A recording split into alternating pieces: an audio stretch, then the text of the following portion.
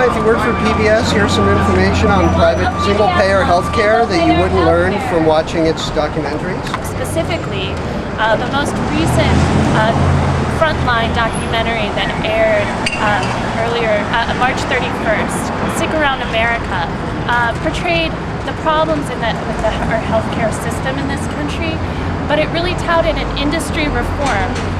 It didn't even mention that there's an energetic movement, a single-payer movement in the country, and we're really concerned that there isn't a healthy debate on the options for reform that are out there. The single-payer movement keeps sort of getting shuffled to the side, despite the fact that we have evidence-based arguments for what we're supporting. Well, we didn't expect them to take a position on reform, but the fact that they really leaned towards the insurance industry as the solution was very problematic to us. I mean, it really was misinformation about the kind of reform that we're talking about in the United States, as well as the way systems operate in other countries. There's more successful national healthcare systems, and the thing they have in common is not that they're all single payer, but they're all heavily regulated insurance companies that don't make a profit off of people who are sick. There was no mention of single payer as an option.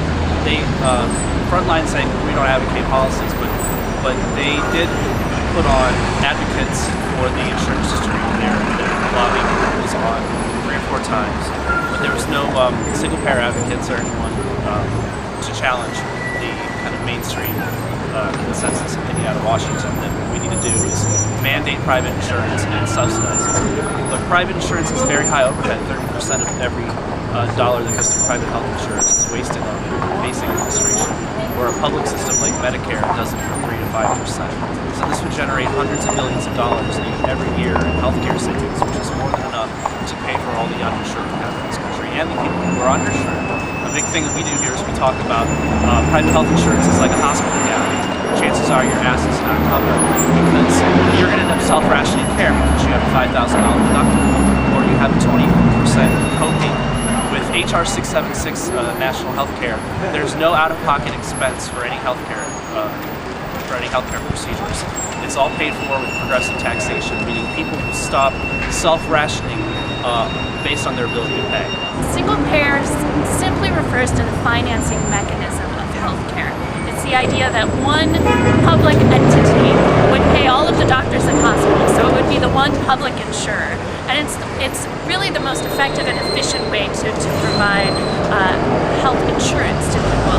There's many examples of successful single-payer systems in the world, including Taiwan, which is the most recent single-payer system to be developed. It has something like less than 1% administrative costs, and that's compared to what is our private health insurance industry consumes 1 out of every 3 healthcare dollars in administrative costs, CEO salaries, exorbitant bonuses to their CEOs. So we're calling for a real examination of how a single-payer system could provide comprehensive coverage to everyone that in this country at less cost than we currently do. But the thing about healthcare reform is you can do healthcare reform right or you can do it wrong.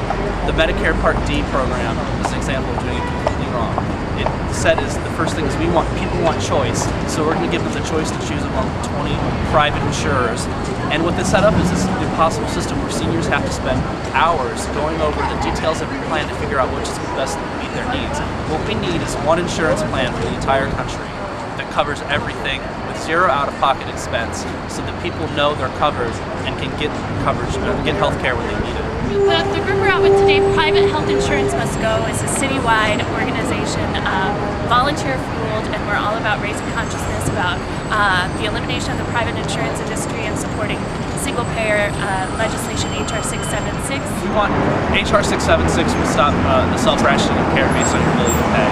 So what happens is that today, if you don't have $20 to get that antibiotic, you might put that off and hope that that infection goes away. 3 or 4 weeks, maybe the infection hasn't gone away. You go to the emergency room, which is the most expensive care you've ever seen. And you might end up in the hospital for 3 or 4 days on an IV. So that $20 healthcare problem becomes a $3,000 healthcare problem that we all end up paying through higher hospital bills. Under HR 676, you go to the hospital, you go to see your doctor when you're sick, and you don't have to put anything out of pocket. Hi, Hi, if you work for PBS, here's some information on private single-payer healthcare that you wouldn't learn from watching its documentaries.